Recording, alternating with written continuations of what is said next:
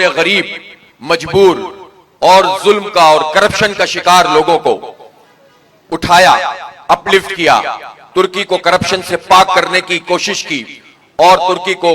کھویا ہوا اس کا مقام واپس دلانے کی کوشش کی، اور اس میں بڑی حد تک کامیاب ہوئے ہیں۔ وہاں بھی حال یہ تھا کہ جس طرح کراچی میں کچی آبادیاں نظر آتی ہیں، وہاں بھی جگہ جگہ کچی آبادی سبب سے اور لوگ بہت بدحالی کے ساتھ زندگی گزارتے تھے۔ میئر کی حیثیت سے انہوں نے، استنبول کے میئر کی حیثیت سے ان ساری آبادیوں کا ڈیٹا جمع کیا، ان سب کے لیے ایک فنڈ قائم کیا، صفائی اور ستھرائی کی،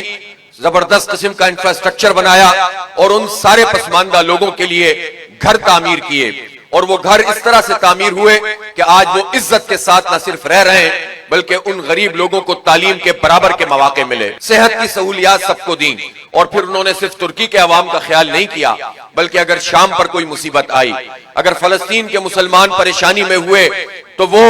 ان کی بھی آواز بن گیا۔ وہ لیڈر ہے کہ جو اسلام کا جو پولیٹیکل صحیح امپیکٹ ہونا چاہیے اس کے لیے اس نے کام کیا ہے۔ اس نے اپنی حکمت عملی اپنے حالات کے مطابق ترتیب دی اور آہستہ آہستہ وہ اس ترکی کو اپنی دوبارہ عظمت رفتہ کی طرف لے کر آ گیا ہے۔ ہم اردگان کو سلام پیش کرتے ہیں، اس کی جد و جہد کو سلام پیش کرتے ہیں اور ترکی کے عوام کو خراج تحسین پیش کرتے ہیں کہ انہوں نے اپنے اصل کی طرف لوٹنے کے لیے اپنے صحیح لیڈر کو پہچانا ہے اور اس کی سپورٹ کی ہے۔ پورے ترکی کے عوام کی تمناؤں کا مرکز اب اردگان ہے، اور صرف ترکی کے عوام کا نہیں بلکہ اب پوری امت مسلمہ اس طرف دیکھتی ہے، اور واقعتاً وہ ایک ایسا پرکار کا نقطہ بن گیا ہے کہ جس کے گرد سب کچھ گھومتا ہوا نظر آتا ہے۔ اس لیے اس کی اس پوزیشن کو سلام کرتے ہوئے ہم ان کے لیے دعا گو بھی ہیں کہ اللہ تعالیٰ اسے صحت سے بھی نوازے، اللہ تعالیٰ اس کے تمام جو آگے کے انسانیت کی بھلائی کے منصوبے ہیں